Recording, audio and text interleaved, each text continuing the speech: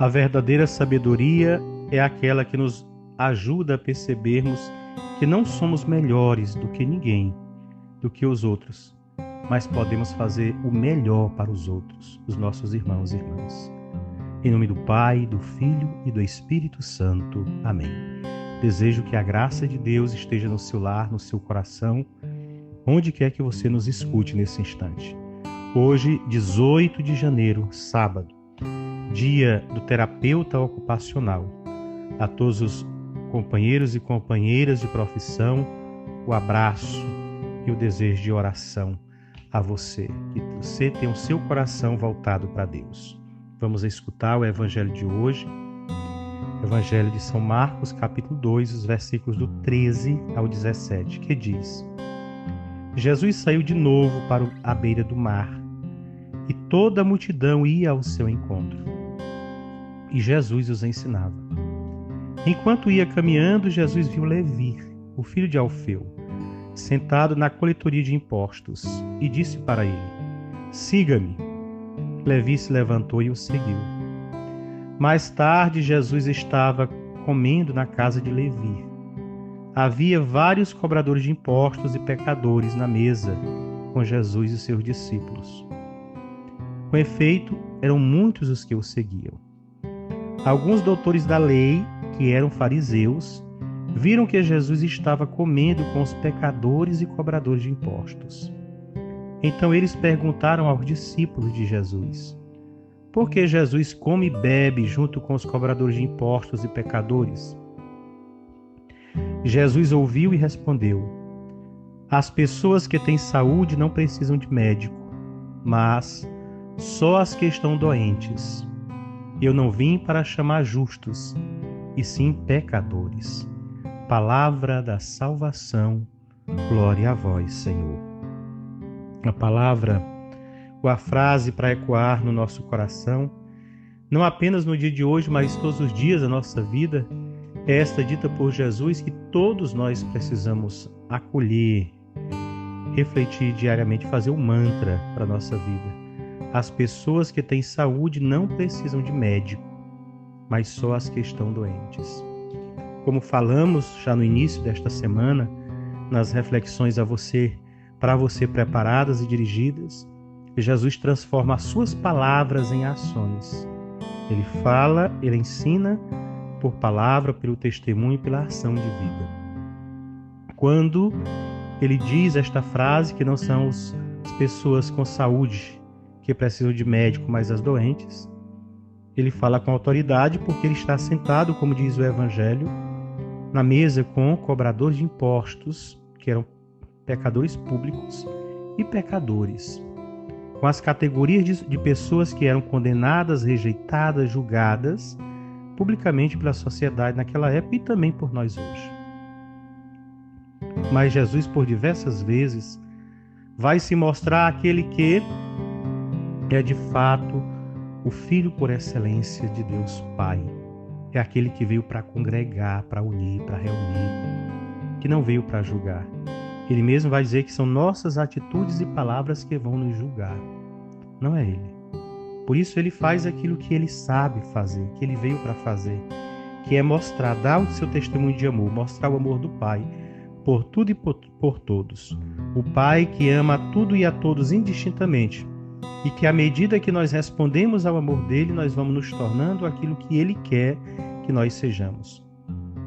Os doutores da lei, que o Evangelho de hoje faz questão de dizer que eram fariseus, portanto pessoas que se consideravam impuras, diferentes dos demais, separados dos demais, e só por esta situação já se tornavam pecadores porque estavam julgando os outros a partir das suas atitudes. É como se fosse uma prerrogativa deles julgarem o bem ou o mal que os outros fazem. É deles que vão partir este questionamento aos discípulos. Porque o mestre de vocês come com os cobradores de impostos e pecadores. Também, mesmo sendo doutores da lei, não tinham aprendido o fundamental, que é o amor de Deus, o mandamento primeiro. Por isso que Jesus depois vai fazer questão de dizer deste mandamento a Deus e ao próximo. Talvez aqueles doutores da lei conhecessem de fato a letra, mas não conheciam o Espírito de Deus que vivifica, o Espírito de Deus que diz que não são as coisas, nós que estamos em função das coisas, mas as coisas, os dias que estão em nossa função, são eles para nos servir e não o contrário. As leis que existem é para que nos tornem mais próximos de Deus, não é para nos escravizarem, não é para nos tornarmos distantes de Deus e distanciarmos aqueles e aquelas que precisam se aproximar de Deus. Por isso essas palavras ditas pela boca de Jesus, que as pessoas que têm saúde não precisam de médico, mas as que estão doentes, ela tem um peso muito forte. Primeiro pela sua situação de estar ali com aqueles, é estes que precisam. Porque a da opção preferencial do Senhor pelos pobres, excluídos e marginalizados, porque são estes que mais precisam, que se veem excluídos de tudo e de todos, para não se perceberem excluídos até pelo amor de Deus. Mas há muitos dentre nós que mesmo no nosso dias de hoje ainda julgam, separam, discriminam, usam de preconceitos com aqueles que são também filhos de Deus. Certamente, estes que assim se comportam, sejam em quais situações forem, é porque não tiveram ainda a experiência do Senhor, que é amor, que é unidade, que é fraternidade. Ainda não se sensibilizaram com esta mensagem essencial de Jesus, que os doentes é que precisam de médico. Estão doentes? Vamos primeiro curá-los com o remédio do amor, da acolhida, da presença fraterna, do perdão dado, partilhado, da amizade que se faz dom gratuito de Deus na vida dos nossos irmãos, para que assim, depois de os tornarem sãos, curados, os ajudarmos a buscar o caminho que querem trilhar, e que de preferência seja o caminho que conduz ao reino dos céus.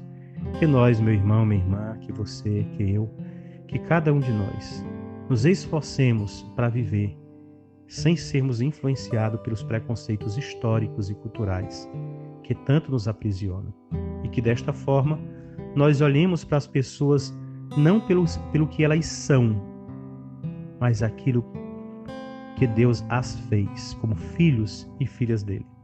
O mais são acréscimos dados pelas situações do mundo, e que nós podemos, na graça do Senhor, superar. Que assim seja, que o nosso olhar seja fraterno e de irmão, que olhemos os outros com o olhar de Deus. Desta forma, não haverá preconceito, discriminação ou divisão entre nós e os que nós olhamos.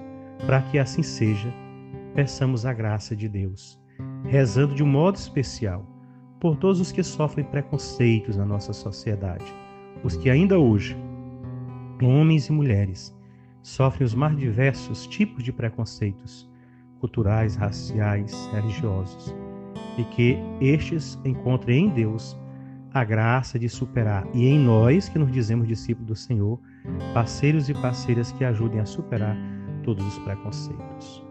Pai nosso que estais no céu, santificado seja o vosso nome. Venha a nós o vosso reino, seja feita a vossa vontade, assim na terra como no céu. O pão nosso de cada dia nos dai hoje, perdoai as nossas ofensas, assim como nós perdoamos a quem nos tem ofendido. E não nos deixeis cair em tentação, mas livrai-nos do mal. Amém. Que você propague o amor de Deus, e que neste amor não tenha lugar para nenhum preconceito. Fique na paz, que Deus te abençoe. Em nome do Pai, do Filho e do Espírito Santo. Amém.